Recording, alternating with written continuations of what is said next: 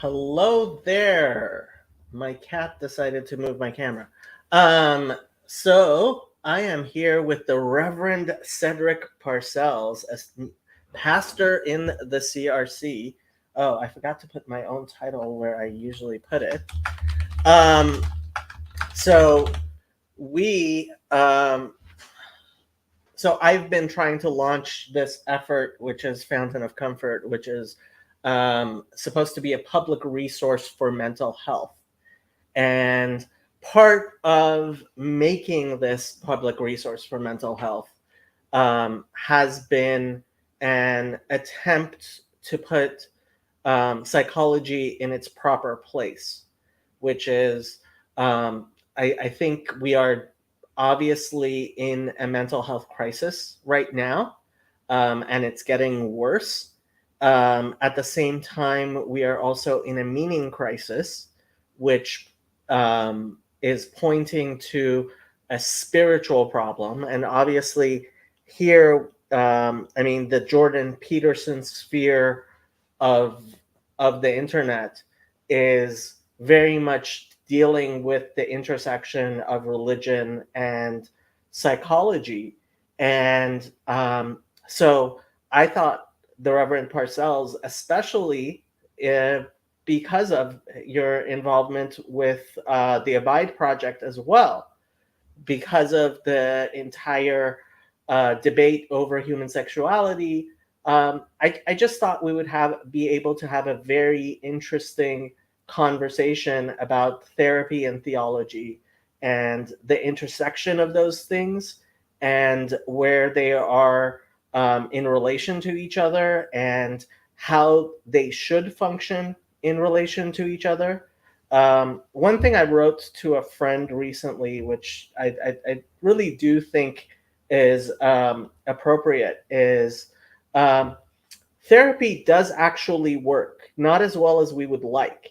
In fact, because it works, people turn it into an idol and think it can do everything. It can't. It can only do what it does. Um, and for me, a big part of this project has been fighting a two-front battle against people who think that there's like psychology is an idol and we should get rid of it. And they'll say all of the same things. It's like, oh, it doesn't do anything good.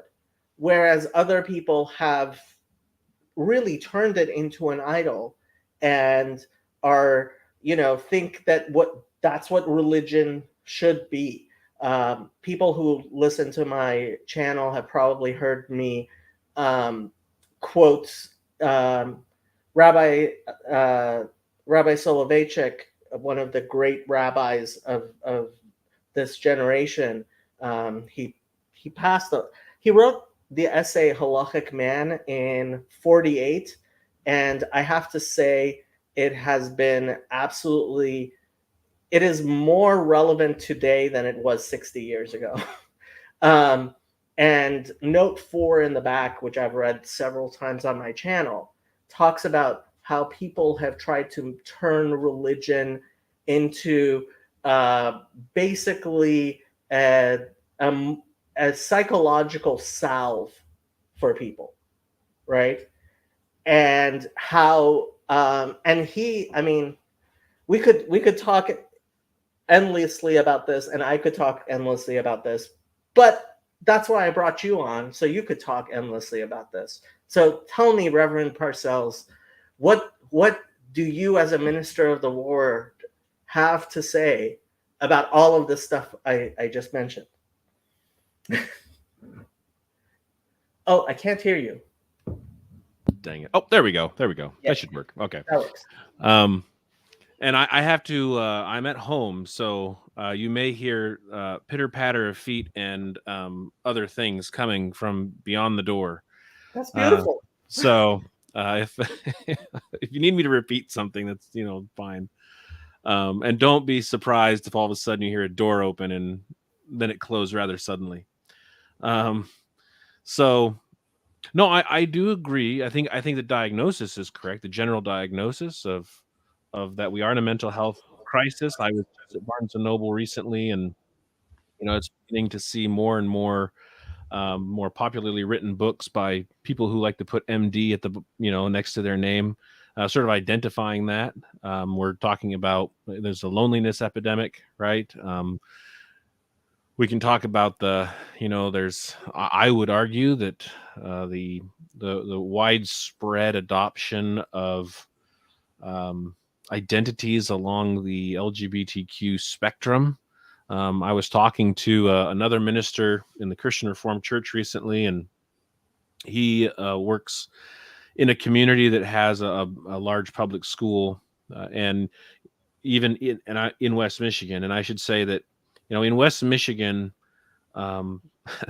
there's Aaron Wrenn talks about the 3 different types of worlds, right? The positive world, the neutral world, the negative world. And I think that there's something very helpful in that paradigm. In fact, the Abide Project just had Aaron on for a lecture the other day, and that should be coming up that should be going online, the recording of it, in a couple weeks or so.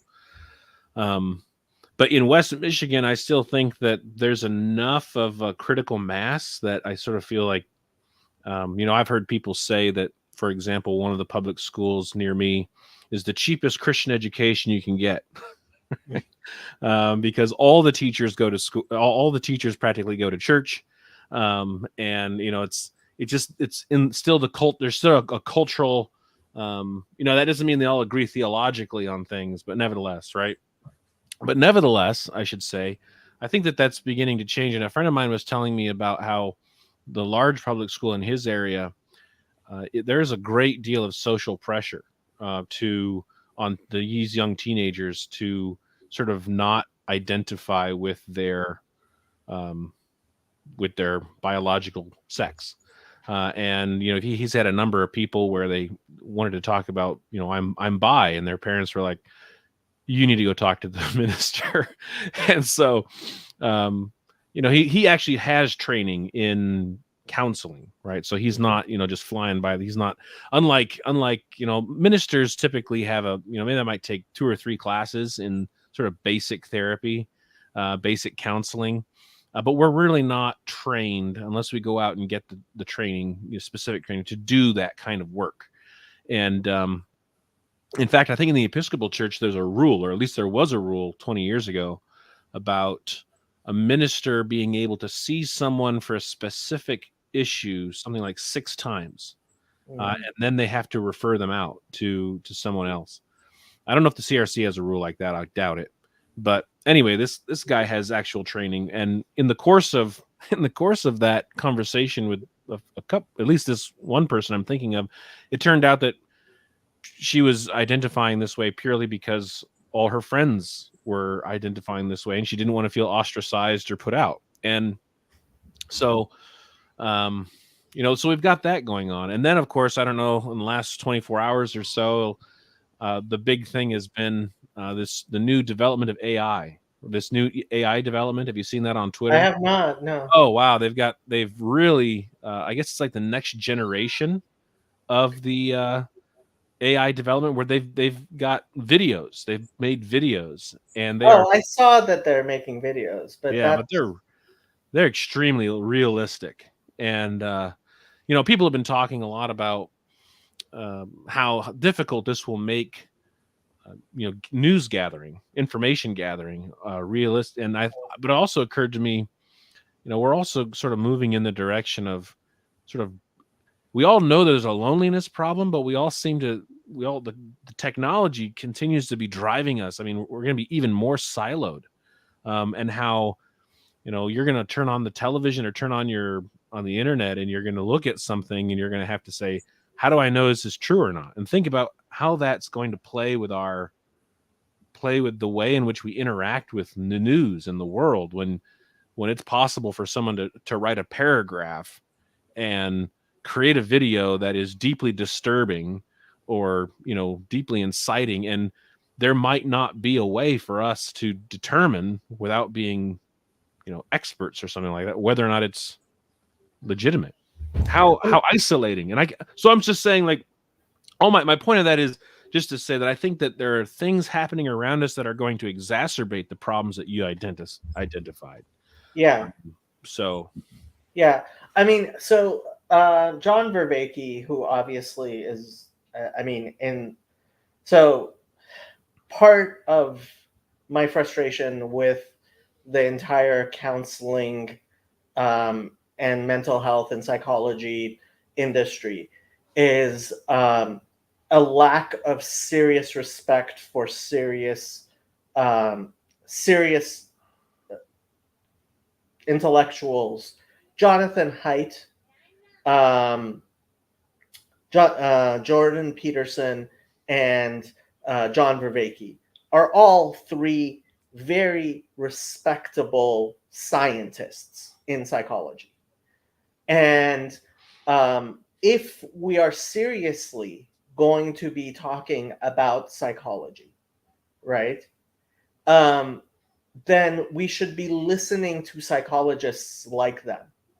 And instead, we're listening to, I mean, the Surgeon General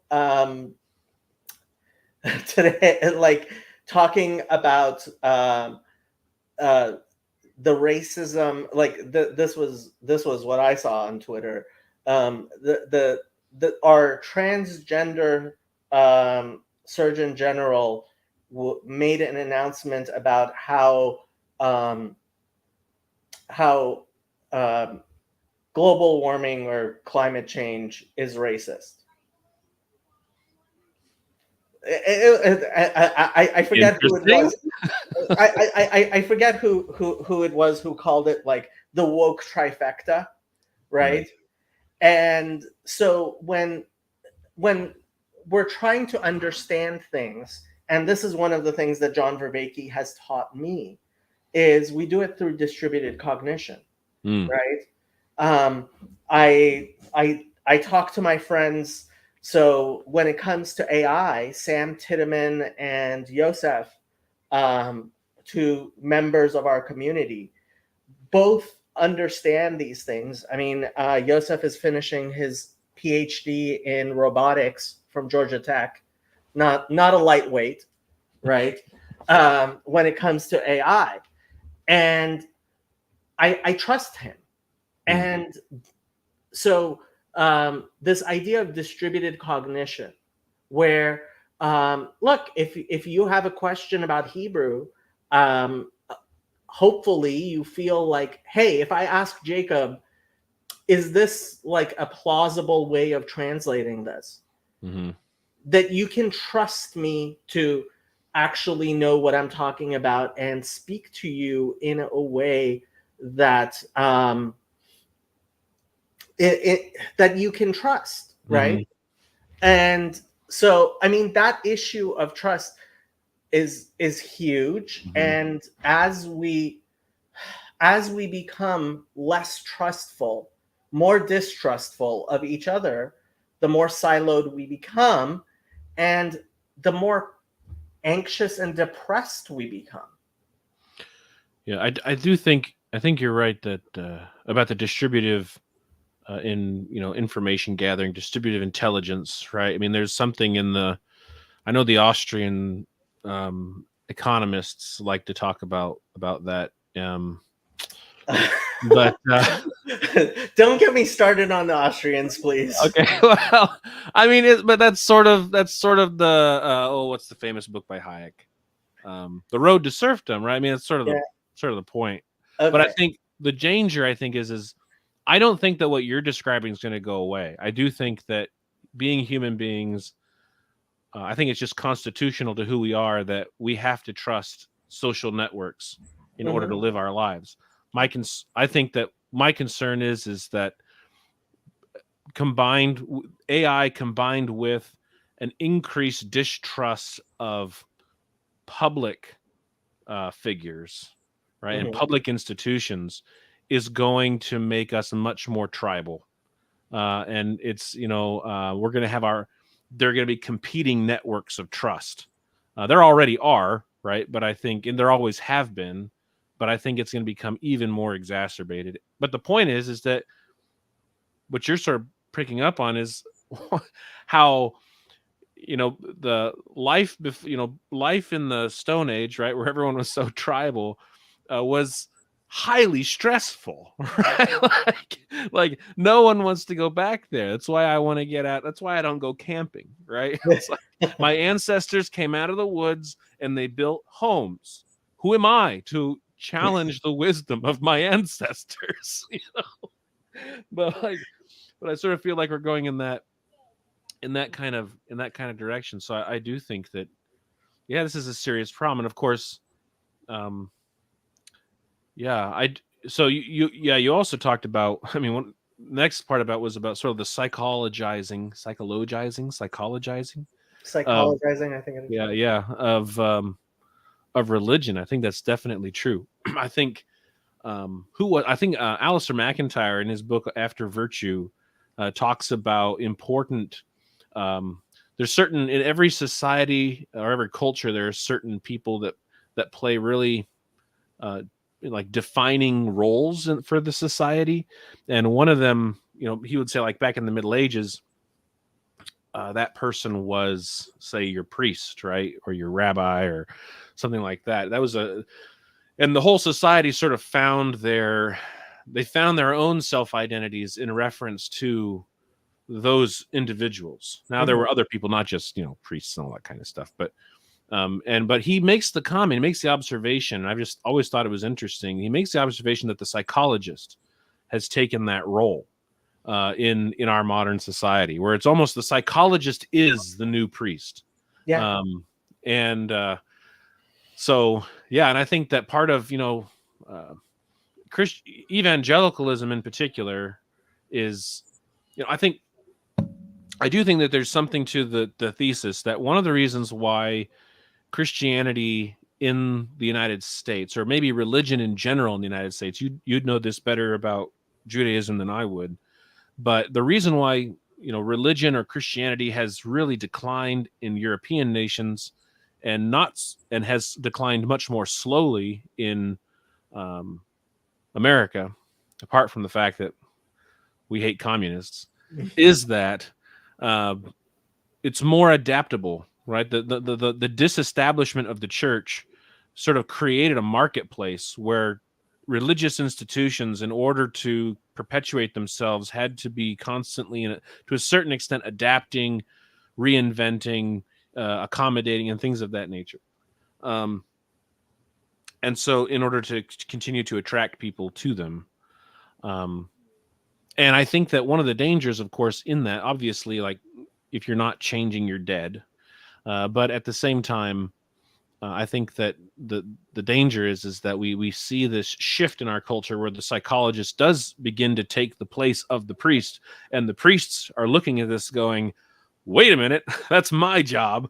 And so they want to move towards the psychological model, right? And to start speaking in more psychological terms in order to, retain or obtain a greater degree of the market share of people, if you will.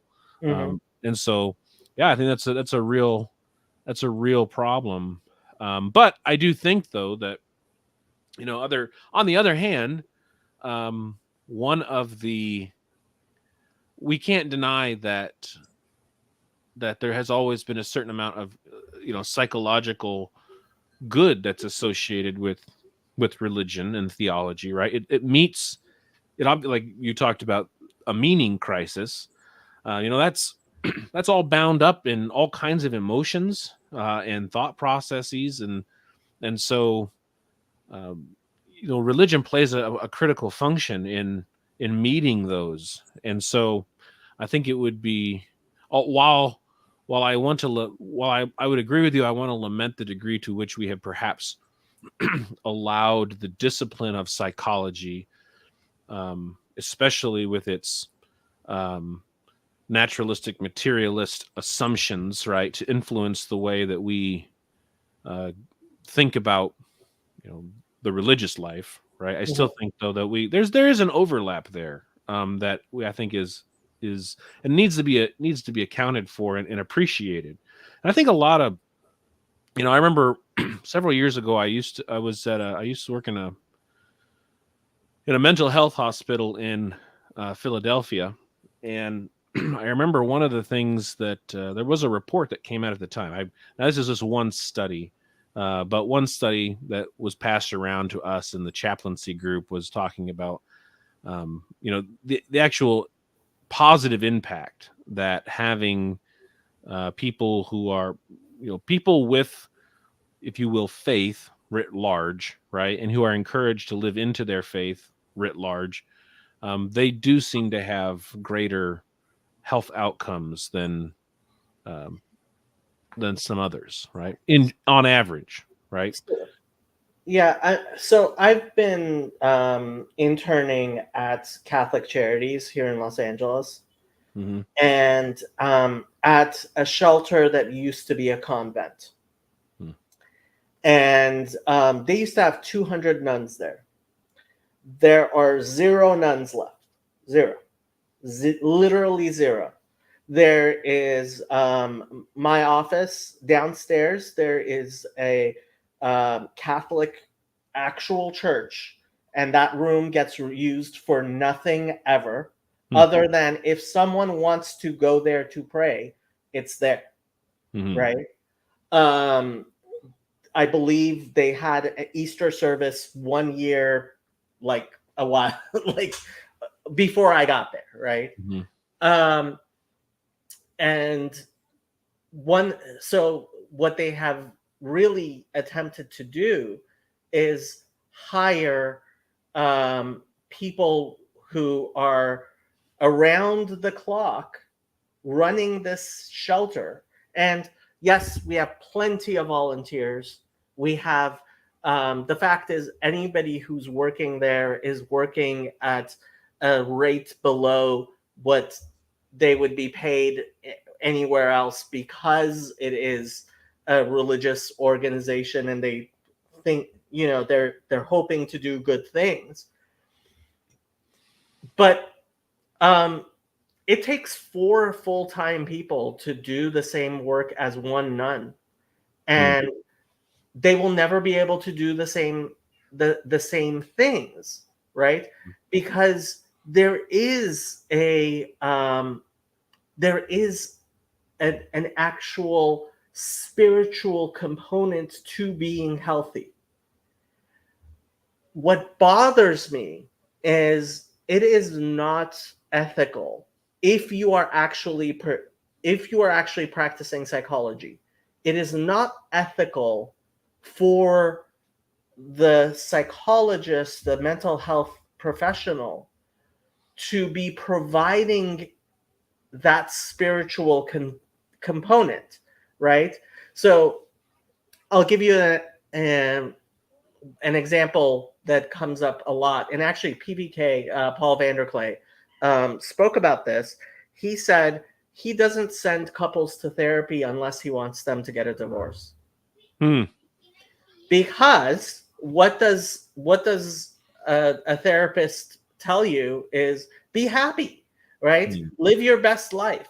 There's no such thing as a therapist saying you should stay together for the kids, right?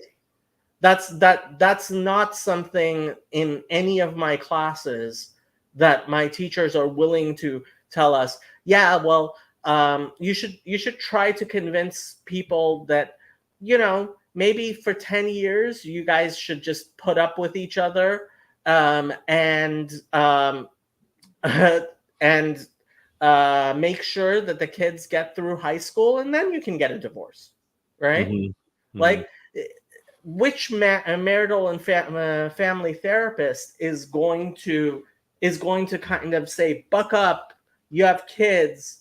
Now, at the same time, I'm working at domestic violence shelters, and there are people that are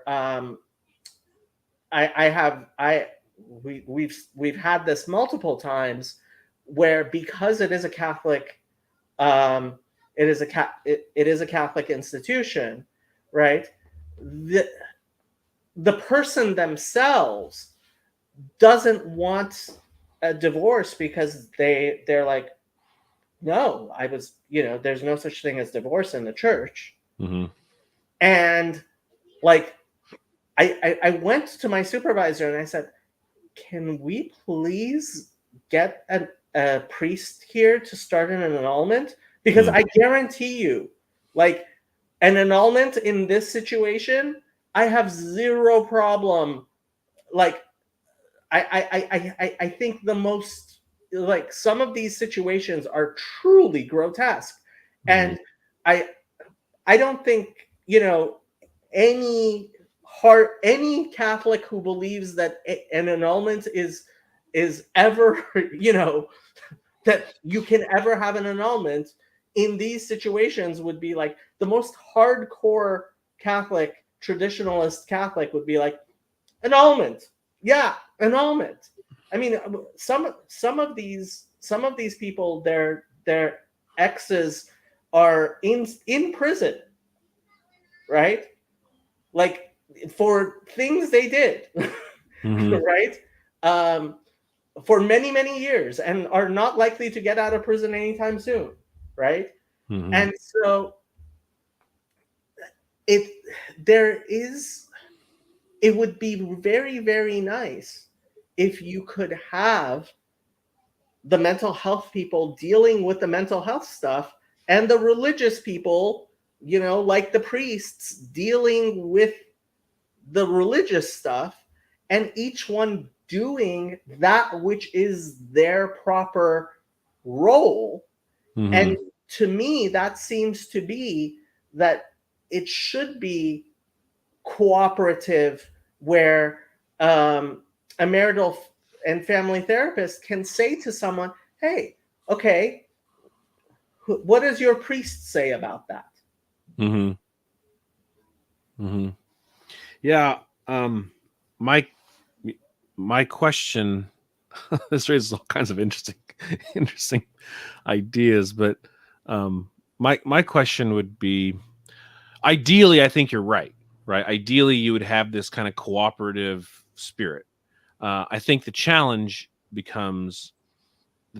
obviously become, how do you relate them, right? Or when conflicts do arise between the two. Because I'll give you an example. I think examples are probably really easy, but I can imagine. So I'll just speak from my own, my own tradition. I've thought about this a lot. I have not done as much as I ought to have done, but it's been on my mind a lot. And that is that I think that Christ calls us to, he says it quite blatantly in the Gospels, take up your cross and follow, deny yourself, take up your cross and follow me. Sometimes following Christ is painful, right? And I think the Apostle Paul in Second Corinthians, at the very end, he talks about God having given him a thorn in the flesh, right? And he prays to God to remove the thorn, but the Lord Jesus says to him, my grace is sufficient for you, right? So no. So long and short of it. And I think to myself, now, is that sometimes I think our responsibility as ministers is to tell people, I know that you're in a hard, and I'm not saying this in relationship to a person who's being abused, right? That's not right. But I think that there are situations like, but okay, not the abuse, but let's talk about the the family that's, they've fallen out of love, right? Or something like that. They don't love each other anymore. They don't want to sleep with each other anymore, all that kind of stuff. But they have 3 children, right? And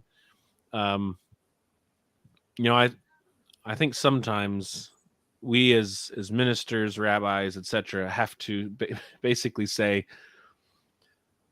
yeah, but this is what you're called to. I mean, this is your vocation, right? And so I know this is you can call it providence or life or whatever, right? Has dealt you a deal, but you have to play it, right? That's your responsibility, and because you're not just dealing with yourself and this other person you're related to, but you're in relationship with these children, and you're also related to the broader society of which you're a part, right? So I wonder I think there's a kind of, I've had a number of therapists over the years, and I think some of them have been much more prone than others to sort of take that approach of, if you're feeling anxiety, stress, etc., our solution is get out of the situation that's causing you anxiety and stress. Right. And it's like, well, okay, but there are other things that are going on, right? Even as you're pointing out ethically, right, that need to be taken into consideration. Sometimes the correct response is, yes, suffering is going to be part of your life. How can we help you become more resilient, right? And even perhaps thrive to a certain extent in the situation in which you find yourself. Right. And honestly, like escaping, so I'm leading a domestic violence empowerment group, right? And the question becomes, some people in that situation, what you're trying to say is assertiveness training. Like, okay, you need to assert yourself. I really wish, I could talk more specifically about situations, because it's obviously, it's difficult to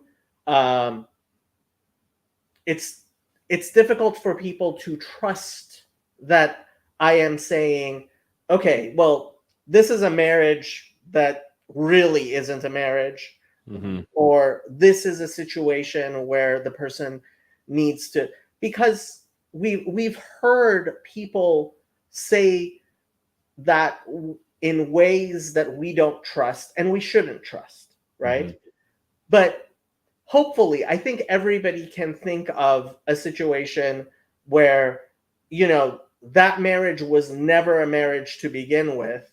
For example, she was a minor and in a different country, and was forced into a abusive relationship, and like clear annulment. I don't care where you're coming from, right?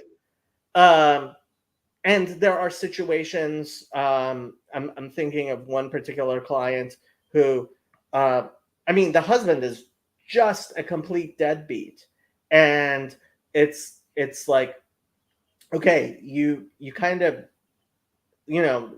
part of the encouragement has been, you need to tell him that if he's not going to work and you're earning all the money, you're not going to buy him the food and then also have him bully and batter you and stuff like that, right? Like, and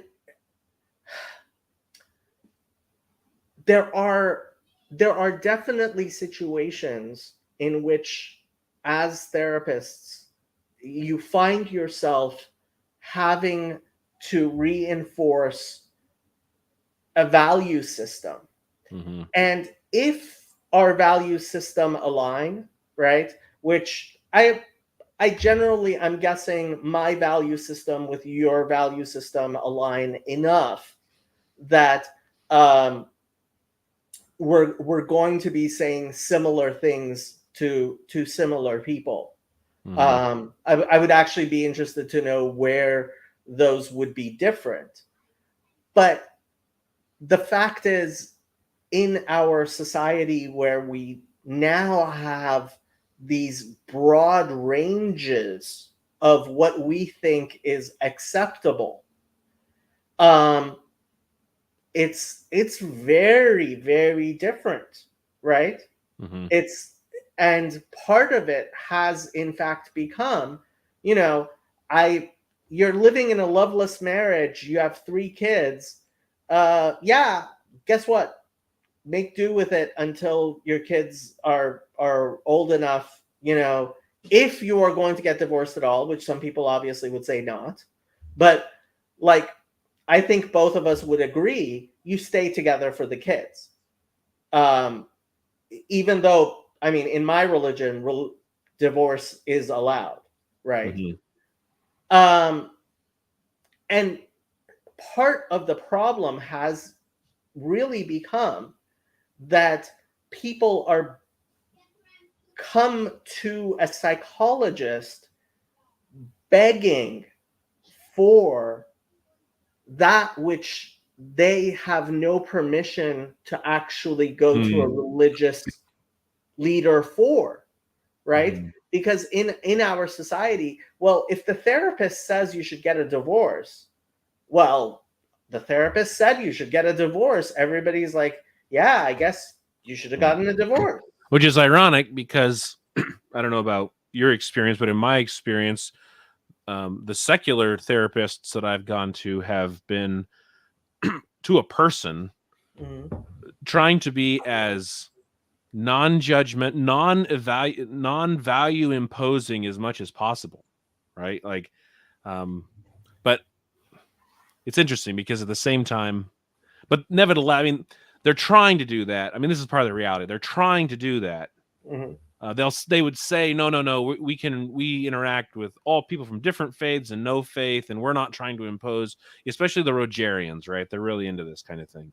But I think that the truth is that there is a value system that's operative and at play, right? And I don't think it can't help but come out in those kinds of conversations. And yeah. Okay, so I do have to explain this. When it comes to actual psychotherapy, the psychotherapy will not work if I am trying to impose my views on you. Psychotherapy works because we open up a space for the person in therapy to actually be able to explore and better understand, right? So that when they leave that therapeutic space, they're more integrated on the inside. Okay? So yes, me trying to impose my beliefs onto you as a therapist is just going to fail in ways that, so going back to the person who should have just gotten an annulment, right? Never in the therapy session is there a place where I can say, within the context of therapy, this marriage needs to be annulled. That is never ethical, appropriate, or useful in the methods of psychotherapy. Whereas for a pastor, that sort of judgment is actually what people come to you for and should come to you for. And that's why I needed, that's why I went to my supervisor. I'm like, can we get a priest in here? I really, literally, I'm like, can we find a priest, please? Just bring a priest here. I want this person to sit and talk to a priest and have the priest because the problem has moved outside of the therapy space into a priest's space.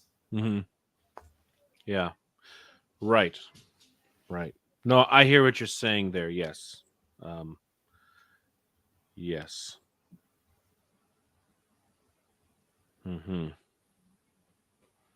No, that's accurate. But there is also the reality of that perhaps that's the ideal for the psychotherapist.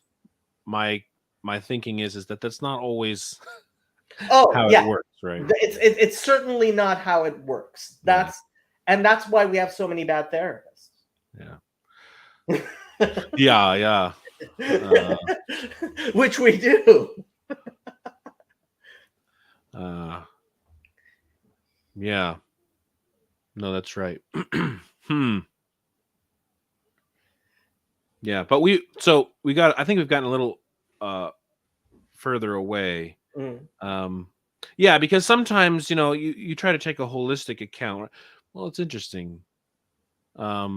It's interesting. I'd be interested to know more about this because Because obviously, part of the danger, and I think that we see this in our society, is to try to think that our, and to be fair, both the left and the right in different ways, I think, sort of fall into this of absolutizing certain aspects of our being. So the psychological well-being of a person is not simply determined by what's going on between their ears, right? It is a structural thing. It is something that's going on outside of their lives, the way in which their lives are structured in the universe, right? And so I wonder, maybe some psychotherapists feel like, in order to really achieve significant change or health for a person, they feel like they need to intervene in these, in the structure of the person's life, right? But when you start doing that, you inevitably start telling people what to value and what not to value, right? And yeah, that is a challenge. So that's one of the things that's been going on in the psychotherapy field, is the advent of what are called life coaches. And what are your thoughts of life coaches? I asked this because I was interested in this once. Because life coaches are secular priests. That's exactly what they are. They are secular priests. And what I mean, I'm just recalling discussions that I've had with people in the field, which is, so I guess we are going to talk about John Delaney.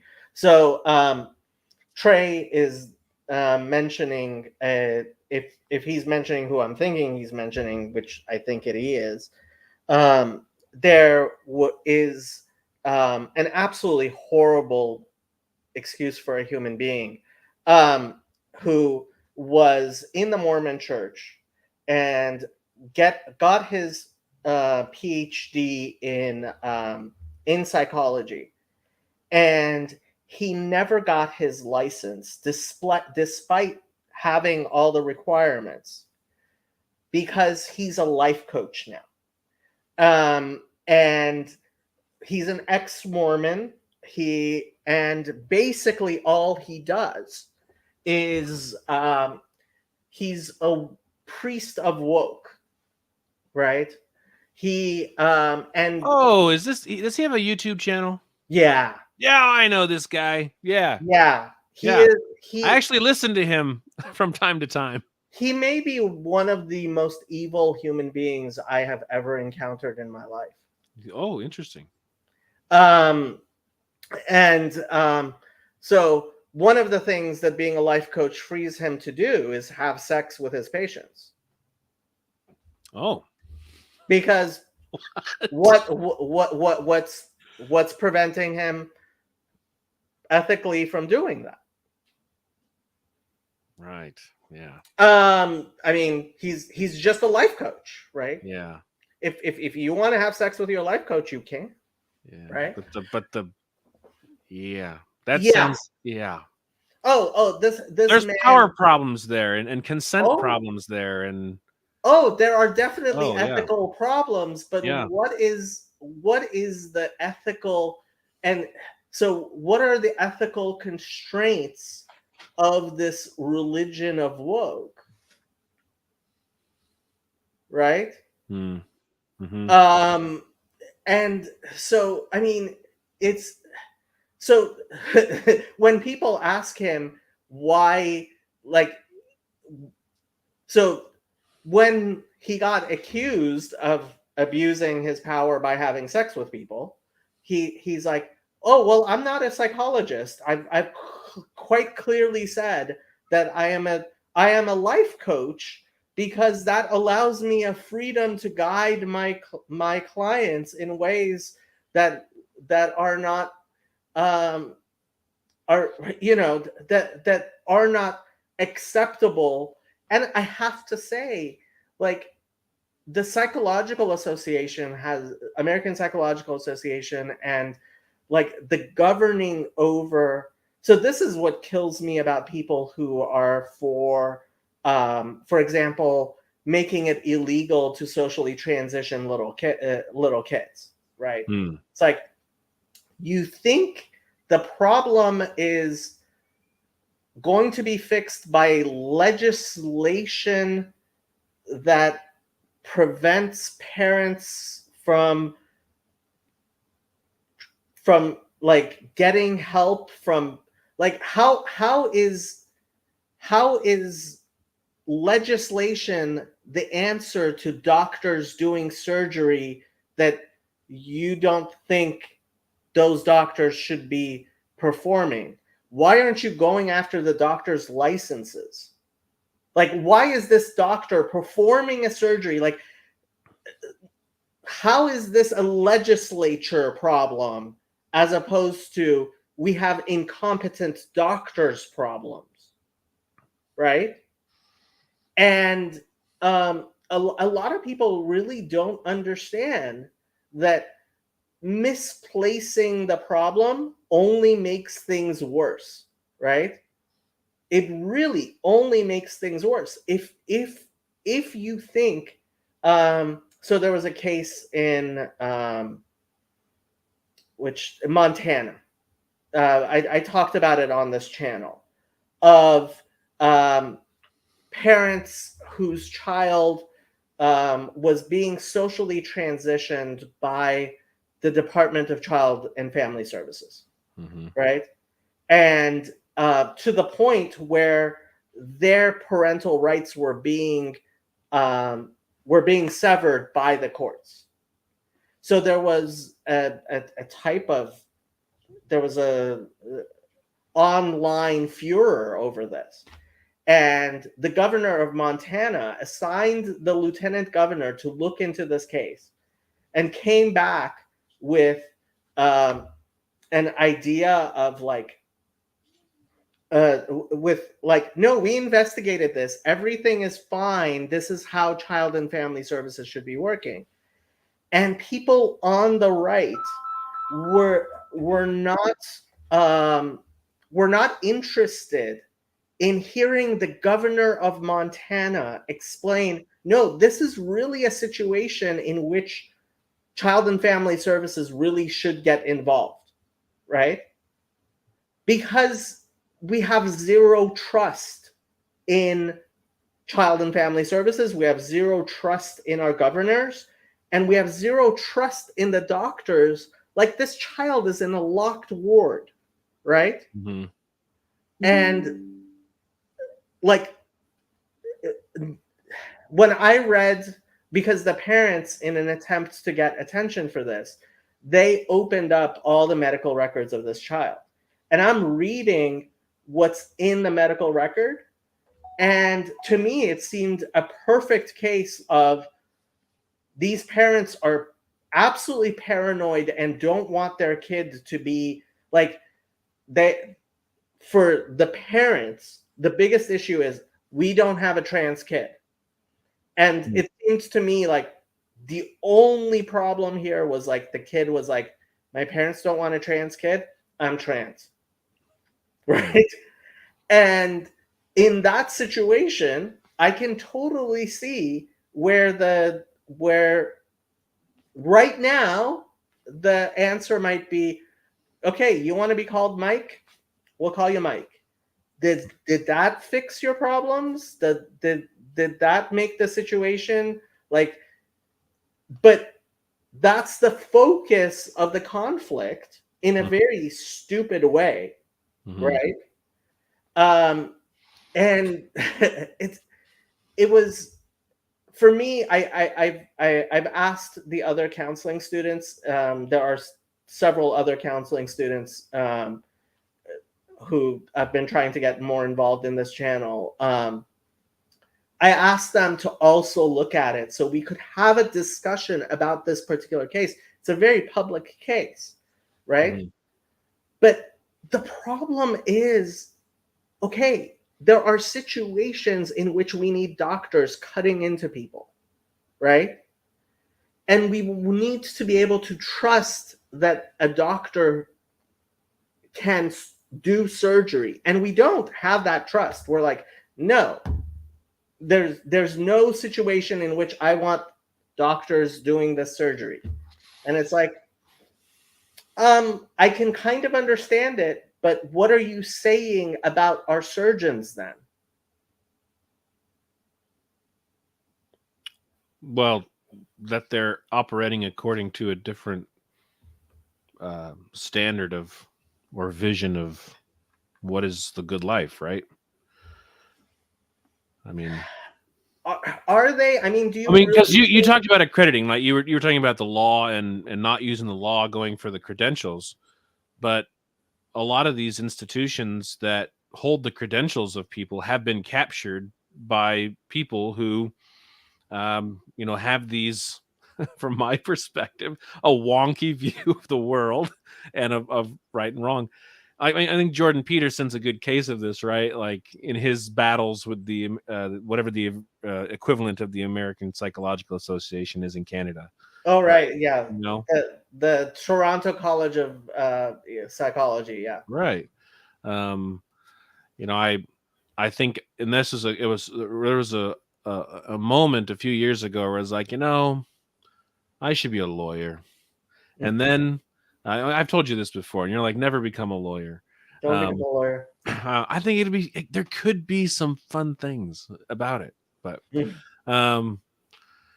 I was sort of looking into it, and I'm reading all these articles that are talking about how the American Bar Association is creating rules that is going to make it extremely difficult, or if not impossible, for people whose consciences are more along the lines of a traditional ethic to be able to function in the law, right? And so that is, I think there's our conundrum, right? Maybe you're correct that ideally you should go for the credentials of the person, but what do you do when who's watching the watchers kind of thing, right? And isn't that the role of the government in some sense, is to tell these associations, you're overstepping you're overstepping. Yeah. That is a huge part of what I want to establish here, is this idea that, look, theology is the queen of the sciences. It has to be the queen of the sciences. When I was in undergrad, I was always surprised that ethics, like I started taking ethics courses, and they were in the religion department. And this was at USC. And I'm like, why is ethics in the religion department? That is interesting. Right? Mm-hmm. But that is where it is. Mm-hmm. Right? Mm-hmm. And the fact is, when Jordan Peterson says, and he uses a Jungian definition of theology, right? Theology is your basis of values, is how you orient yourself in the world, right? Mm-hmm. And so I've told this story a billion times, and I'll tell it a billion more times. When I was incorporating Fountain of Comfort, what I did was I went and spoke to my rabbi, and he said, a religious plumber doesn't start a synagogue that provides plumbing services. He runs his plumbing business according to halacha, according to Jewish law, according to Jewish ethics. And then after that, I went with two of the board members of Fountain of Comfort to a Greek Orthodox monastery here in California. And so they call their female monasteries. They don't call them convents. And Mother Markella, who is the abbess of this monastery, we went and we talked to her. And I have never, ever, ever, ever imagined that an Greek Orthodox abbess would sound exactly like a Hasidic rabbi. Hmm. But she said pretty much the same thing. She said, people come to me with schizophrenia. And just like cancer, I will pray for your schizophrenia, just like I will pray for your cancer. But I need you to go to a doctor. Mm-hmm. I'm not a doctor, right? And there is such a thing as mental illness, right? OCD is a real thing, right? Mm-hmm. Depression, clinical depression, is a real thing. And it's not if the mental health field is properly functioning, right, then we should be able to recognize, okay, this is plumbing and you need a plumber, and this is priest work and you need a priest or rabbi or minister or whatever, right? And if we can delineate where theology ends and psychology begins, and where psychology ends and theology begins, then we can have proper, and maybe there are some very limited cases where it overlaps and you need, a priest who's also a psychologist. But there are definitely differences. And I mean, one of the reasons I specifically wanted to talk to you was this idea of sphere sovereignty, right? How does that interact? How can we interact in a way that is respectful of um, of at least the three forms of unity, right? And Kuyperian sphere sovereignty ideas between a psychologist and a pastor. Mm-hmm. Yeah, that's a great question. And I think that part of the challenge in answering that question, even those who want to be Kuyperians, is that there's many different flavors of Kuyperianism, right? Mhm. Like that's part of it. So Well, teach us, because frankly, I'm guessing I may be the only person on listening to you speak who could spell Kuiper. Kuyper.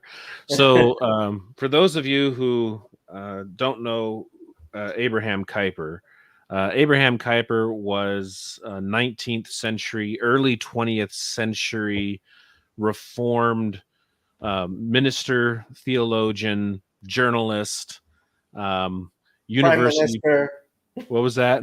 Prime Minister. He was the prime minister of the Netherlands for a term, 4 years, I think, or something of that nature. He started his own political party. The man was hyperactive and had at least 2 mental breakdowns. I did not know that. Yeah. He had some. Yeah, he pushed himself too hard at certain points in his life.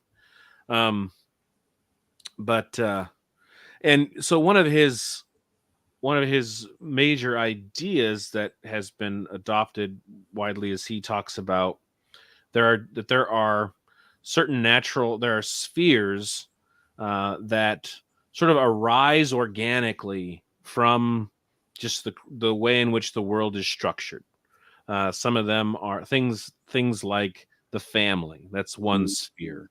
Another sphere would be the depending on the church, right, and the religious sphere. And then, of course, things like the sciences get developed because we have minds, and these minds are naturally directed towards the truth. And so we need institutions and communities of people that get together, and that's their shtick. And how the government relates to all this is an interesting question. Kuiper sort of has the view that the governor, in an ideal world, the government is supposed to simply play umpire, right? In this, the family is not to encroach upon the church is not to encroach upon the family, etc. All these kinds of things. And so there's obviously one of the big questions has been, how does the academy sort of relate to the church, and how does, and I guess you could say, how does the psychological faculties, which I think, sort of, so this is all heuristic, right? Like, I think that this is important. Like, I think Kuiper wouldn't like this. These are guides to help us think about, models to help us think about reality and how to interact, in the world. Sort of like, again, Aaron Rend's, 3 stages, right? They're not,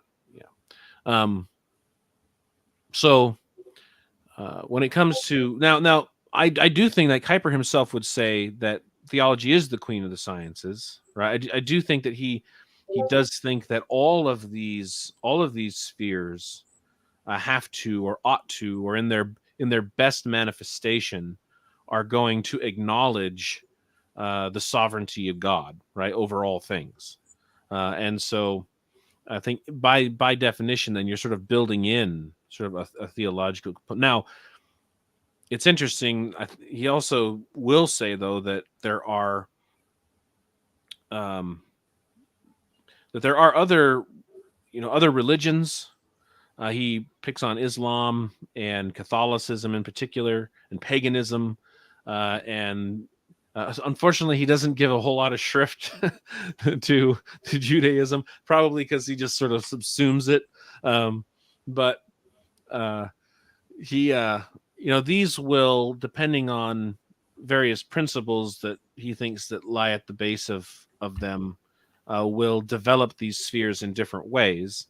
But because God has created the world in such a way, what will happen is as each community sort of develops its own way of life, it will become evident how those ways of life either conform or don't conform with the way things really are, right? And so they'll have problems. And so ideally, of course, he's a Calvinist, right? And so he will say the Calvinists will eventually, in time, develop the ideal society, and then everyone will realize, that we've been right all along. Hey, I'll tell you, if it was actually true that Christians no longer sinned because they believe in Jesus, I think you would have a lot more people converting to Christianity. Yeah. The problem is we don't believe that people won't sin if they convert to Christianity, but that's a whole nother. Depends who you talk to. Oh yes, there are some of those non-Augustinian people. But yeah. So, or non-Pauline, you could argue, people. So anyhow, that's a whole other discussion. So this is a heuristic, and sometimes people have asked the question, of how to relate these two, the sphere of, say, the church and say psychology. Mm-hmm. And Kuiper makes a distinction between the church as institution and then the church as an organism. And so I think the idea is, and someone could correct me on this, I should preface. So I'm a very parenthetical thinker. So someone pointed this out to me recently as a criticism. I think it was a backhanded compliment. I get a lot of those. But I think it was I'm a parenthetical thinker. So I'll have a thought, and then I'll have a thought in between the thought, and then I'll continue the thought I had before. So I apologize. But Kuiper himself, I think some of the more careful observers of Kuiper will say that Abraham Kuiper had this theory, but he never worked it out completely. Mm-hmm. And sometimes you look at what Kuiper did in his life and you see how he justified it with his theory, and you look at another time in his life and he uses his theory again to justify what he's doing, but doesn't seem like really coherent. Right? So how this actually gets put down in practice has been sort of one of the central issues of how do we actually use this in practice. And even Kuyper wasn't able to find a coherent one size fits all kind of approach.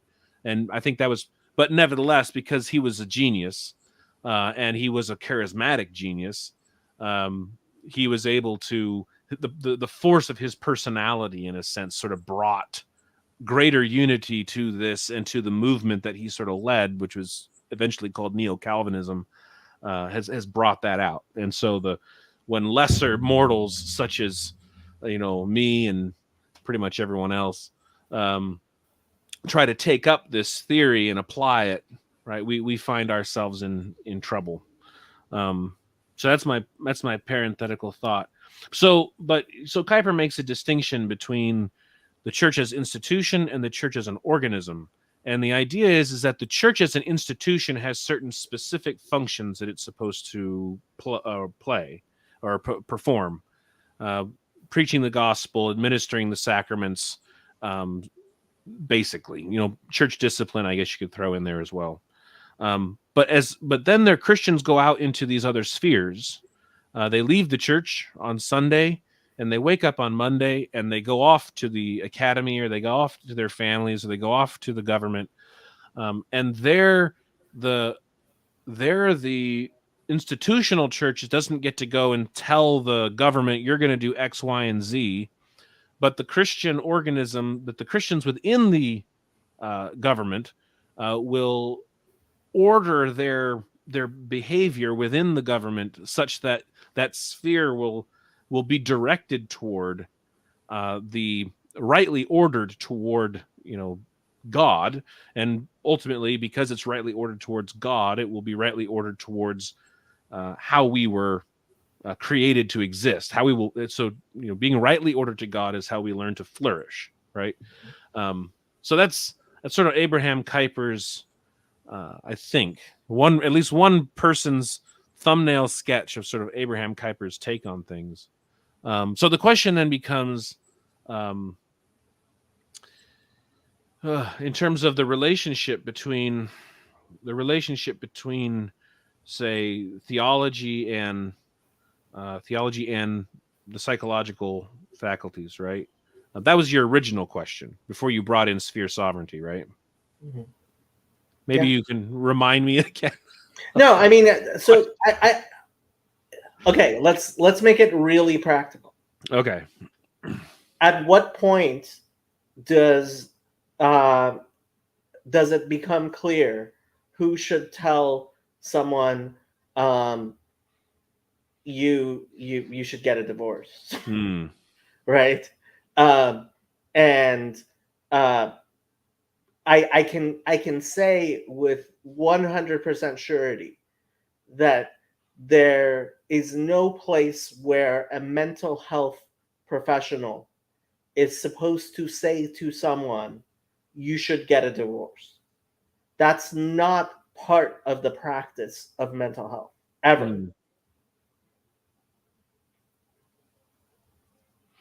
Let me ask you this question in to sort of probe a little bit. So I've heard some people say, mental health professionals who have said that they have counseled people in the past where what they wanted to say to the person was, it sounds like you're idolizing this person or you're idolizing this thing in your life.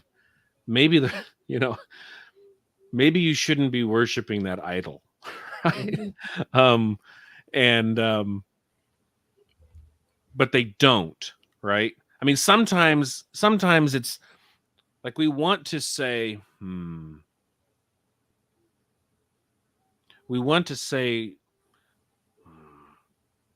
sometimes it's not that you have some kind of syndrome, right?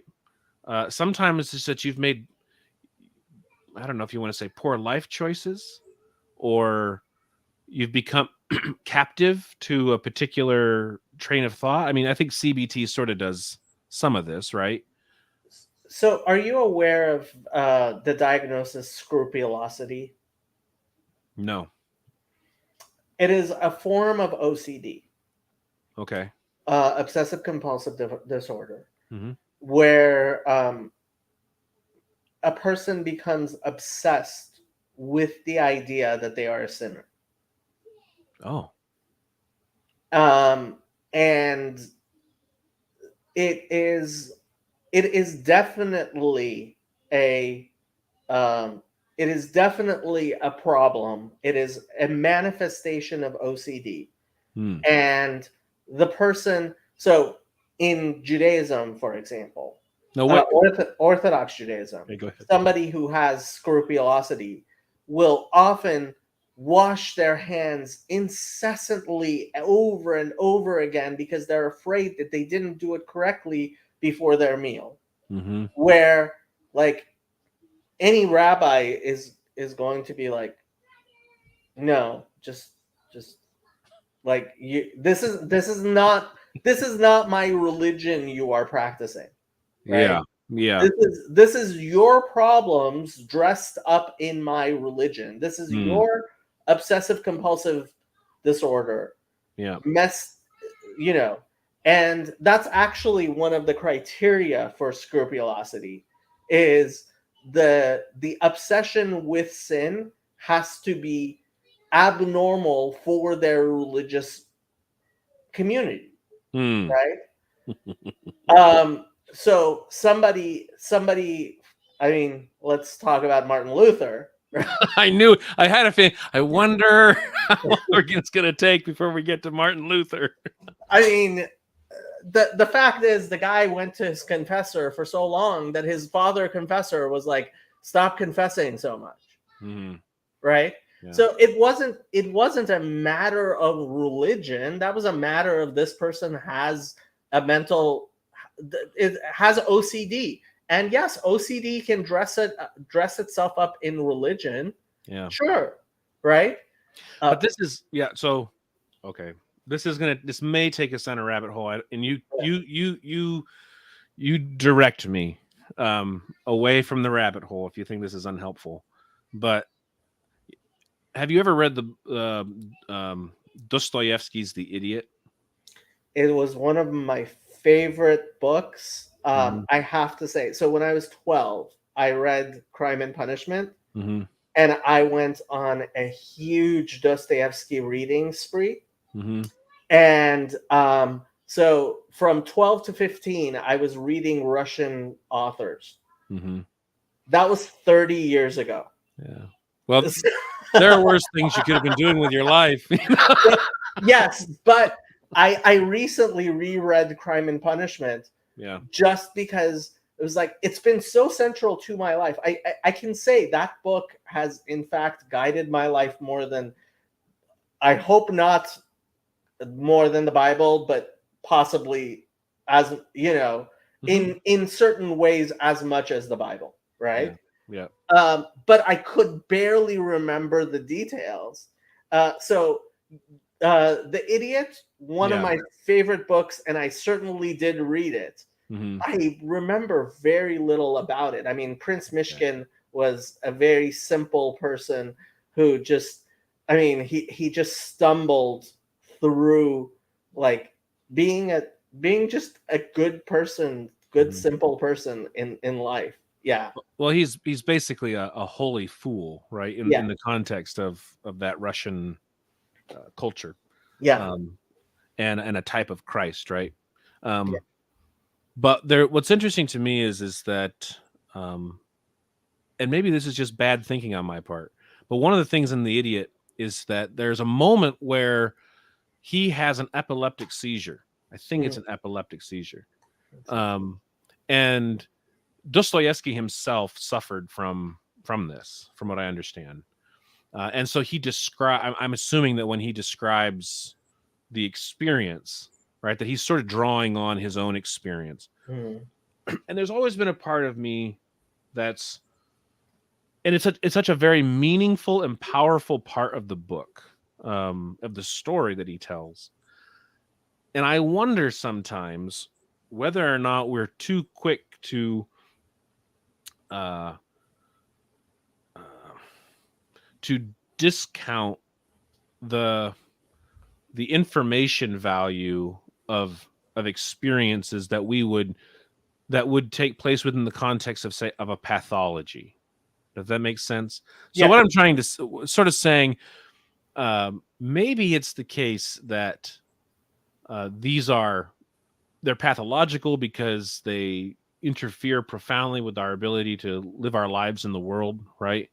But nevertheless, is it possible that it opens a door to an aspect of reality that the rest of us who don't have the pathology are, blind to or insensitive to? It's sort of like, and I think this, the loop around with this is, I think about this with Martin Luther, and this scrupulosity that you're talking about. I'm not saying it's necessarily this is the case, but I wonder, I think many of us will take a very, it's sort of like, we sort of look at, now some people will take their sin much more seriously than others, right?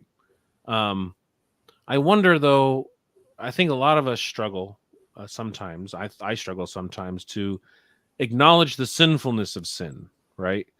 Perhaps something that is helpful with Luther is to say, people want to come, no, it's not that bad, right? And then you get these Luthers in the world who will say, no, it's really that bad. and I don't, so I don't, I don't know. That's sort of a thought. Well, let me. That goes with Dostoevsky. So I don't want to. I just don't want to. Just because someone has, I grant you, right? There's issues, but just because someone is experiencing the world in a way that we would consider to be pathological, I don't want that to be used simply as a write-off of, the claims that they make about the world. Right. So there are people who, through having an experience of cancer, will in fact come to God and become, and maybe even through miraculous healing of cancer, right? So it opens them to possibilities and realities. So, I mean, we can talk about Tammy Peterson, for example, right? Mm-hmm. For me, the frustration becomes when we don't view mental health the same way as we view cancer, right? I don't think any reasonable person, although obviously there are people who will say, trust in Jesus, forget the oncologist, right? Yeah, not me, not you, not and so, and if you're not healed, you haven't had enough faith, right? It's sort of the right. Yeah. And like, I mean, we could get into the theology of that, but just as long as we agree that you should still go to an oncologist if you have cancer, even though I sincerely believe that God is who causes cancer, right? God creates evil in the world. God creates evil in the world. That is a Bible verse. I believe we want to.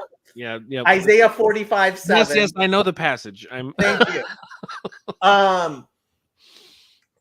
But that does not mean there should be a science of psychology. And I mean, there are things we learn from how animals. It's funny. I mean, I kind of want to say, obviously, animals don't have spiritual problems, although I do believe animals do have souls. But that, like, there are things we learn about psychological problems that animals have, right? And okay, Matthew, that's hilarious. I go to the proctologist when I have a toothache, just like everyone else. In a very real sense, I mean, he hits what I'm talking about on the nail, Mm-hmm. right? I don't want people going to a proctologist when they have a toothache. Right. At the same, and that's what I see happening when your priests become psychologists and when your psychologists become priests. And so my question to you is, how do we draw this line properly? And how do we find that line? Yeah. I think that what we're struggling with in part is the fuzziness of the boundary, right? Like I'm not I guess I would have to be persuaded to believe that there's some kind of like stark black line, right, that divides the two disciplines at certain points. Like I think that we can agree that there are clear cases where it's like, yep, that's obviously a religion thing. Oh, yep, that's obviously like washing your hands too often, right? Having the symptoms of OCD and things like that, right? You say as a minister, right? You'd say, okay, that's clearly like the therapists. There's you need to go see a therapist, right? There are things about this that I don't know about, right? That they can help you with. I think though that other aspects of that diagnosis, though, right, would be things that I could speak to as a minister. Obviously questions of like, if people are like, well, why does God, have this? Why is this going on in my life, right? Or if there are concerns, like with the person who is overly, if you will, overly scrupulous about their sin, right? I think that the response to that as a minister would be to try to remind the member that, of the promises that God makes in the scriptures, right? And to assure them that if they go to God, that God will be there for them, right? And as a minister, I do this on Sunday mornings. I mean, when we do corporate worship, I tell people, right after we do the prayer to confession, I tell people that they have had their sins forgiven. Your sins are forgiven. And I remember one time one time we took that for one reason or another. People want to have an hour-long worship service. That's what it boils down to. And so we were looking for ways to, and so they were like, oh, maybe you don't have to do that every Sunday. And so we took it out like 2 or 3 Sundays. And I had people coming up to me after the service in tears because they needed that weekly reminder. And so I put it back. And I got some flack for that, but I put it back. Because that's right. So that's obviously, I think, a religious dimension of someone's, OCD as it manifests in this particular way that I, as a minister, can speak to. Yes, yeah, but then I think, but is there going to be a black line that divides our two? I mean, that what we're talking about here is we're talking about. We're negotiating in a certain sense, right? We're negotiating okay, this is your responsibility. This is perhaps a large part of this. I mean, honestly, is there's too much maybe there's too much siloing, and there needs to be more discussion between, psychotherapists and clergy and things like that, so that when these issues arise, you can negotiate those kinds of those issues together, right? The siloing, and that's sort of what you're trying to overcome, I think, with the foundation fountain of comfort. Yeah, the siloing. So the separation between mental health and physical health, I think, is a type of, obviously, if someone has, a footache or a backache, like, I can counsel you with how to deal with that pain all day long, right? But you got to go see a doctor. If the doctor can fix the backache, right? And there are times when pains are psychosomatic, right? Mm-hmm. And a doctor working with a therapist should hopefully be able to navigate that, Mm-hmm. right? So there is a very similar siloing of, okay, you've got spiritual problems, right? Mm-hmm. Especially for the people who genuinely, like me, believe that there is such a thing as spiritual problems, right? Mm-hmm. That there is such thing as sin. Yeah. And if you walk into a psychologist's office trying to get the psychologist to deal with your sin, which many people do, I would say that is in fact idolatry, right? And the answer to that is Jesus. That wasn't what I was going to say. But no, I mean, in a sense, it is, right? Yeah. Is for the therapist. And I mean, have you been following Ayaan Hirsi conversion to Christianity? I saw some stuff about it. I did not read her actual letter, so I have not her open letter, right? Yeah. But I heard a lot about it. So what is your I'm interested in what you have to say about that. One other thing that, just to put it on the back burner or to throw it out there, is I think that one of the issues that we'll have to talk about, if for a fruitful area of discussion for therapists and theologians, would be, what does a flourishing human life look like? Right? Because in order to even diagnose a pathology, right, you have to have a conception of what, in a sense, is the ideal, right, that you're trying to steer the person back toward. So I think that's an interesting, that would be a fruitful, I think, a potentially fruitful area of discussion.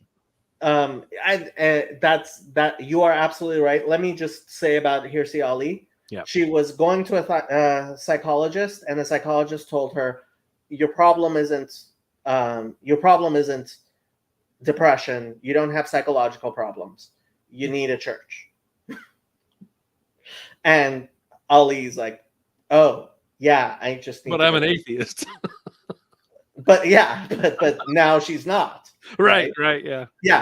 And that is one of the things with Vervaeke as well, is he has recognized that there are problems people are coming to psychologists for that are not psychological problems, right? And so I think you actually are hitting the nail on the head when you say that there needs to be, in order to say something is dysfunctional, you need to be able to set what is functional, right? And this is where theology, as queen of the sciences, has to inform psychology.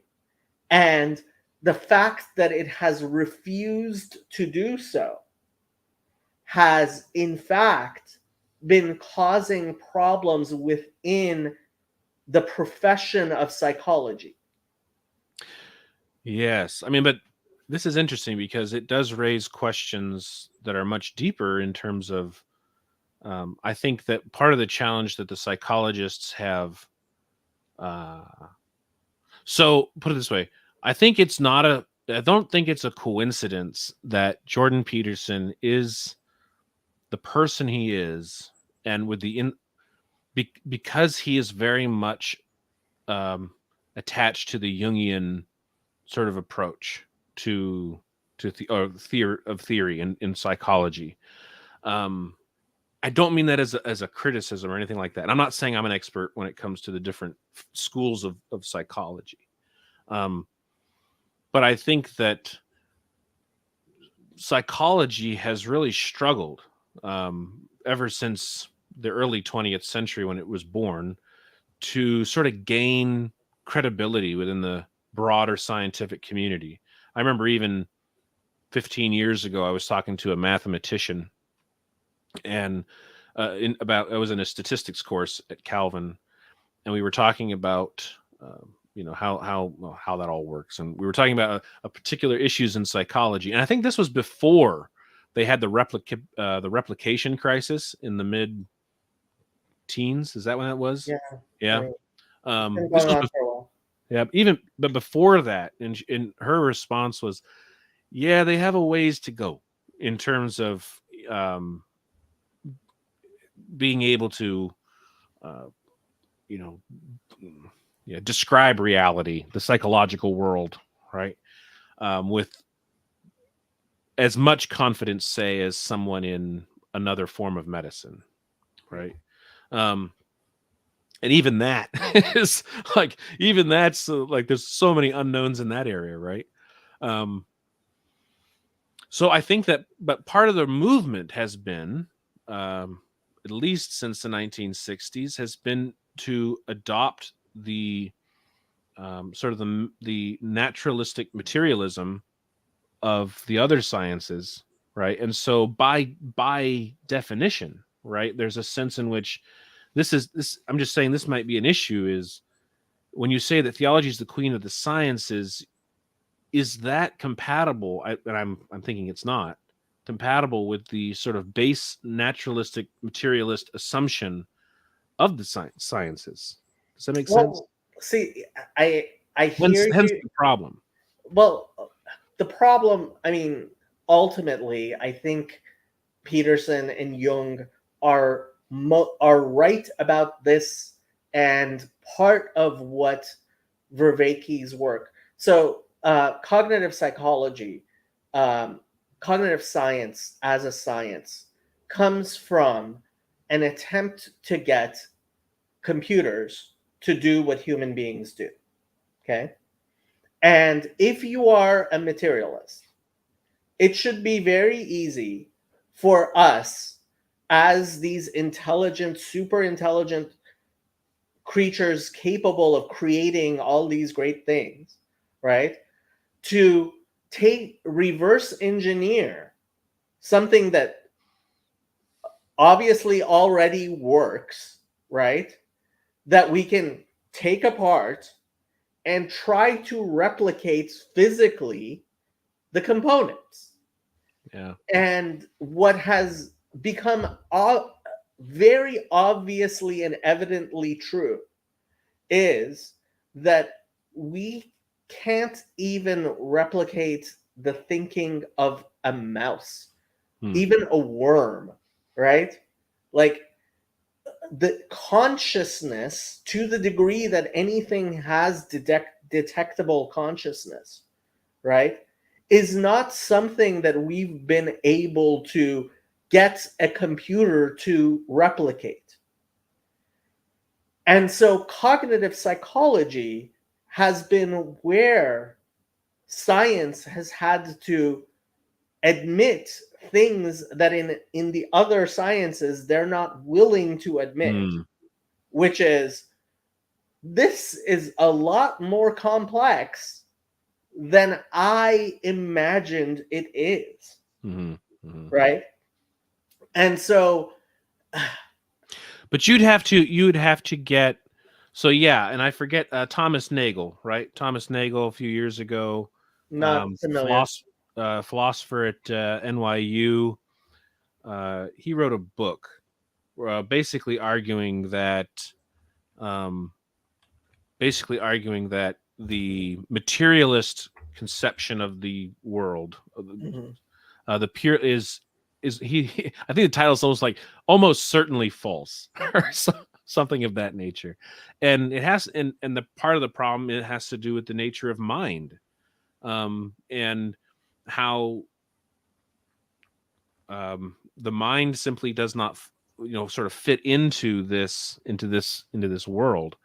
Like the color, I mean, for example, like the color red, right? Like there's no way that you can describe the color red to someone all day long, but if they're colorblind, right, they like there's no they don't know what red is, right, in a way that someone who isn't colorblind does, right? There's a certain sense. So that's basically the issue, right? You can tell, you can feed all the information, but the experience of seeing red, I mean, that is how do you replicate that?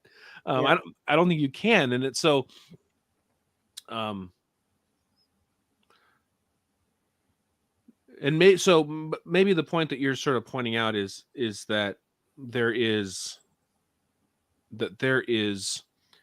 maybe in the cognitive, so maybe there are some cognitive scientists who are beginning to see that that maybe naturalistic materialism as a foundation, as a philosophical foundation for conducting scientific experimentation, or for theorizing, is incomplete.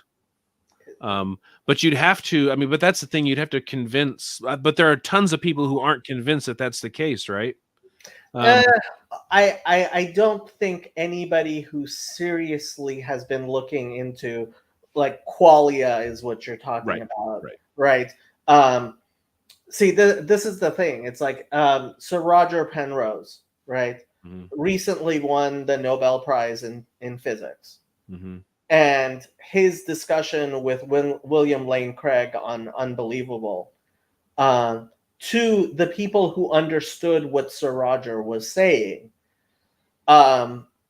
should have caused our scientific establishment to crumble to its core by, like, how is he saying what he is saying? Mm-hmm. Which, I mean, nominalism is crumbling. It really is. And that's part of the discussion we are having in this little corner, or the Peterson sphere. That, I mean, Paul Vanderklay is addressing somewhat, but John Vervaeke is barreling down that avenue of nominalism is just it's just obviously wrong. Mm-hmm. But I do think that there are lots of people, because I see them on Facebook and on Twitter, who have still are there's this sort of scientism that it's sometimes called, right? That people buy into, and maybe there's some methodological usefulness. I don't think we can deny there's been methodological usefulness for the naturalistic sort of the application of that philosophy. But what's interesting is but at the same time, others, Well, but okay. when you come to issues of mind, Yeah. right, that's when things start to break down. That the usefulness of that starts to break down. And I'm just wondering, like, you'd have to get people who are psychologists, who would be willing to say that, maybe say this is has been methodologically useful, but we understand that this is merely a tool. We shouldn't read too much metaphysically into this, and there could be things that are not being captured about the reality of the world. There are things, our method is not the universal It's not, you can't boil everything down to a natural. You'd have to be willing to accept that to a certain extent. It's one lens to describe reality, but it won't grasp the totality of it. I think that's I'll make an analogy, and I wonder how you'll like this analogy. If you ask any Christian theologian, he will tell you modalism is wrong. If you ask the vast majority of Christians, their concept of the Trinity is some form of modalism. And I would say the same thing about how most of Twitter understands materialism. Because reductive materialism, scientism, is so obviously wrong. I don't think even Sam Harris believes in it. And he may be the person who defends it the most. And his fans definitely tend to be the most materialist. But it's so obviously wrong, right? It's like, I can argue with actual Trinitarians and people might have arguments, but when you're debating with a modalist, I mean, modalism is so obviously wrong, even Trinitarians recognize that. And I would say the exact same thing about materialism. Do you know, and I'm just going to show my cards here a little bit for everyone in the world, but Edward Fazer, do you know who Edward Fazer is? He's a Roman Catholic philosopher, teaches at a community college in California. I don't remember the name of it. He wrote a book several years ago called The Last Superstition. And it was Fazer? Feser. I think it's Fazer, or maybe someone can tell me if I'm wrong about that. But he is a Thomist. Wow, he teaches at Pasadena Community College. Yeah. I'm going to have to track this guy down and make him regret living in the same city with me. Yeah, I would hey, he would be if you want to talk about nominalism, and he's the man, because he wrote this book, this Last Superstition, and part of the significant part of that book's argument, he's arguing against the Daniel Dennett, and this was back when the New Atheists were sort of in their heyday, and it's awesome because his rhetoric matches to a certain extent Christopher Hitchens' sort of rhetoric in terms of the dismissiveness. So it's fun to read. Sort of like if you go back and you read diatribes from the. I like this guy already. Okay. But anyhow, he sort of tells sort of a history of philosophy in some way, and he talks about he's a philosopher of mind, and he talks about how the philosophy of mind is one of these sort of what do you call it? Fulcrum. It's a sort of pulls a fulcrum in order to overthrow, or in his mind, overthrows sort of the scientistic, reductive materialist sort of. We've tried so much to push all things spiritual and stuff into the head, right? But now we have this space that we are finding extremely difficult to explain, right? I think part of his argument is yes, it's because your model for explaining the universe is fundamentally problematic. And so you need to go and you need to readopt. He would say, you need to readopt something like a Thomistic, Aristotelian kind of view, metaphysics, to start accounting for some of these things. So, yeah, but I'm be curious to know how many people are actually there, are willing to see the need for multiple perspectives on, or to be willing to acknowledge that there are limits to their discipline's ability to explain certain phenomenon, right? That's what you would need from both theologians and from the scientists to come together and to sort of discuss, the concept of the human person and what is sort of a functional. Yeah, but to be honest, but then of course there are, I think in large part we're living through a moment where you have many people trying to argue, you can call them whatever you will, woke or whatever, that they don't think there is such a thing, right? This is the nominalism part you're sort of talking about. There is no thing called man, right? or human being. There's no essence there. I highly recommend actually watching the discussion between William Lane Craig and Sir Roger Penrose, because as I was watching it, and I did not understand it perfectly. So two of the smarter people in this little corner are Ginger Bill and Sam Titteman, a resident Unitarian. And I asked them to please do a commentary on this video.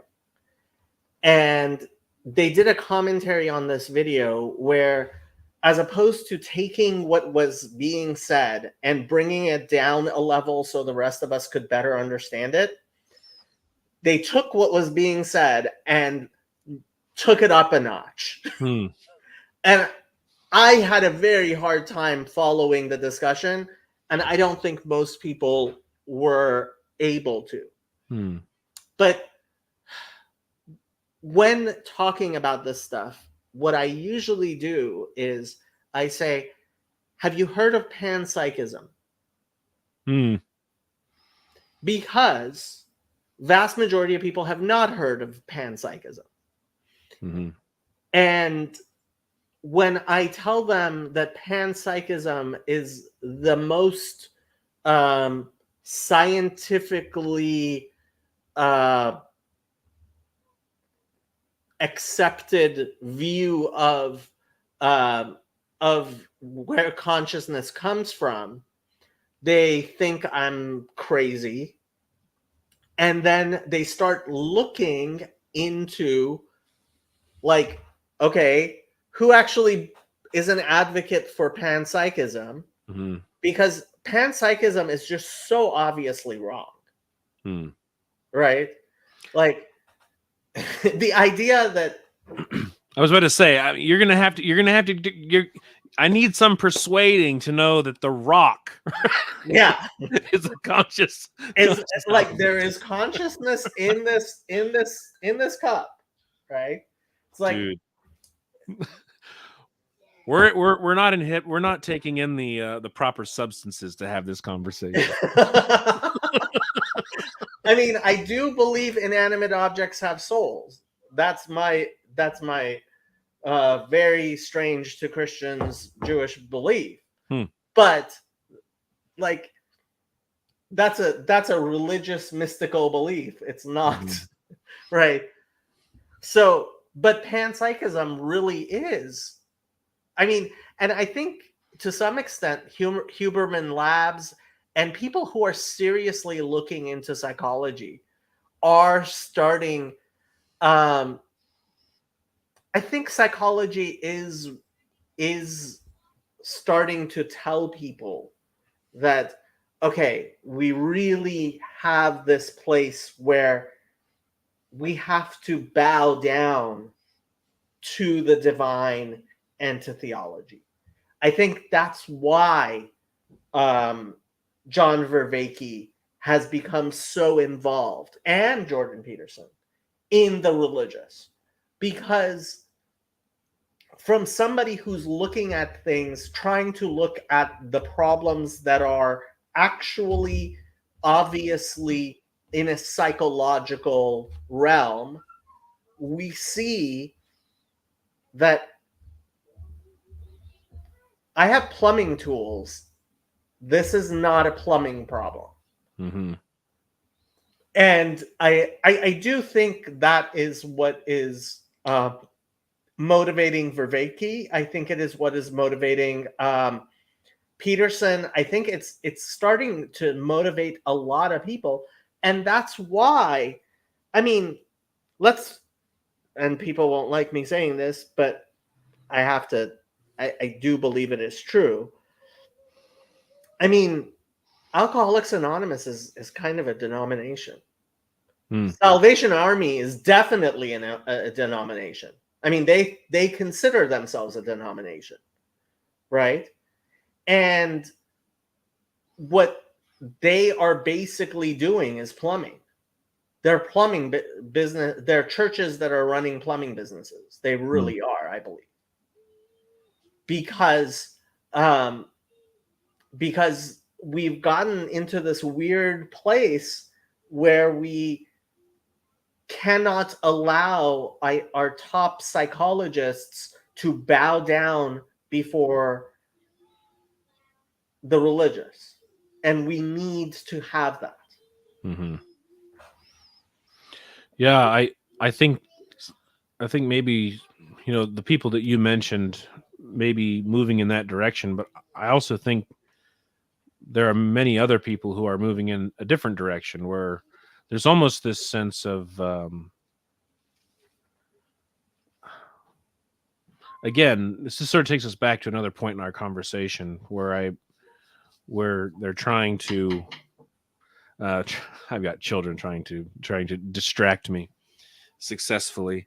Oh, I see. This is a note from my wife telling me I need to come downstairs and eat food.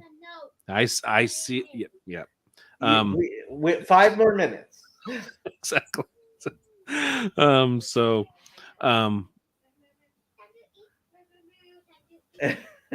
it's going to come back to me. So I still think that there are, I guess my senses, and I'm no data to back this up, just experiences of people saying that there's almost you described sort of the psychologist, psychotherapist, sort of creating that space, that almost, you know, non-imposing of the values and all that kind of stuff, creating space for people to deal with you know, sort things out, integrate. This is sort of the UBU kind of philosophy, right? Where there's also, I think, a lot of people like, no, there is no standard. There is no ideal human. There is no abstract object, if you will, or idea of the human being that we are. Yep. And so I get the sense that that's also very prevalent in our society, don't you think? I mean, do you think that? Okay, so I mean, I think that that's where you can have things like I'm a man trapped in a woman's body. So there is such thing as postmodernist psychology. Yeah. And postmodernist psychology is not as incoherent as postmodernism generally seems to be. Because if I am in therapy with someone, my goal is to allow that person to function as they want to function, right? And I have the tools for that, right? You bring your car to a mechanic. The mechanic makes it so that when you steer, it steers, and when you press the gas, it goes. The mechanic can't tell you where to drive the car, right? And certainly can't tell you, oh, well, I mean, I can lower the car, or we can do more suspension, but like, where are you driving and how fast are you driving and what are you trying to do, right? And that is where I think we have hit an impasse, is because it becomes very obvious when you are actually trying to practice psychology as a practice that is just, I'm a mechanic here, that I need the priests to be priests, And unfortunately, our society doesn't have a role for priests anymore. Mm-hmm. Right. Yeah, people have and I think we're saying the same thing, because what I'm trying to say is that there's this almost this where the valueless it's almost like nihilism. It's almost it's a kind of nihilism that people have sort of adopted in terms of thinking. Like, you go to this is why you can absolutize the psychologist, right? I mean, is sort of sense of the world has no meaning, right? The world, there isn't anything there. There's nothing there. Mm-hmm. And so I'm in this space where I have someone who isn't telling me that there's anything there. And I'm just sort of doing my thing, right? But I'm just doing my thing in a more honest way than I would say if I was in another type of social group, right? Yeah. Because some things I tell my therapist that I wouldn't tell other people. Yeah. Yeah. I mean, there definitely is this idea of therapists. There's a lot of crazy stuff that goes on. There's definitely therapist as paid friend.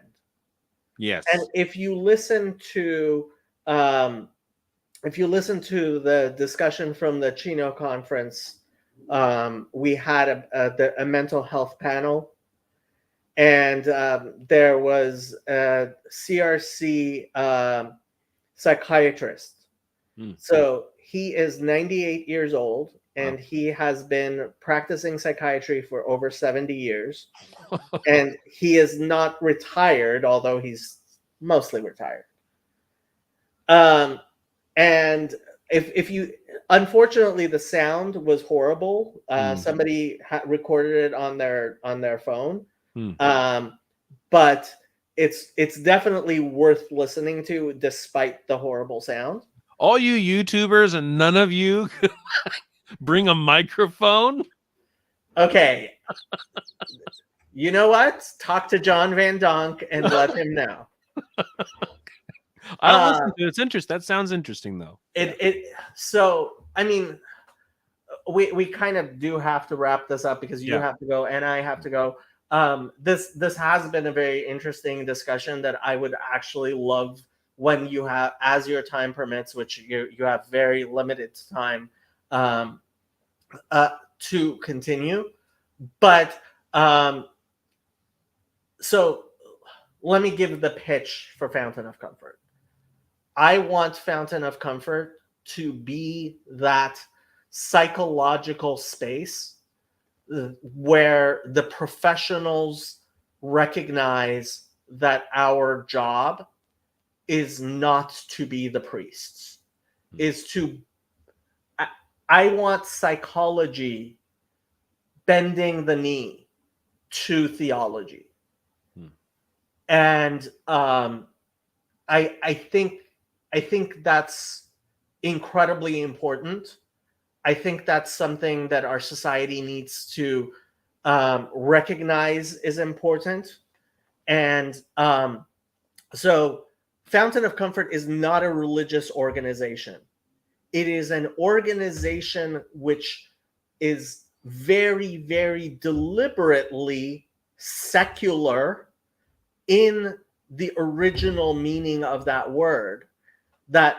So Father Eric, who's the Roman Catholic priest who's most involved in our little circle, is a secular priest. That is his title. He is a secular priest.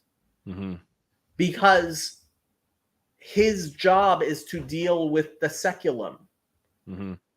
And so Fountain of Comfort is a secular mental health resource, in that we are not trying to in any way trespass on the theological. And I think that is possible. I think that's something that needs to happen. And I think if anybody who's listening to this believes that is something necessary in our society, I would ask you to please try to help make this happen. I'm going to let you have the last words, whatever you would like to say, Reverend Parcells. No, I think that's it's a worthy cause, and so I would. I've gone to the website. I like the website, and so I'd encourage y'all to take a look at that. And I agree. I think this is an important conversation to be having, cross-discipline conversation, so that more eyeballs you get on a situation, you can perhaps work out help people live better lives in that way. So, yeah. Okay, end of stream.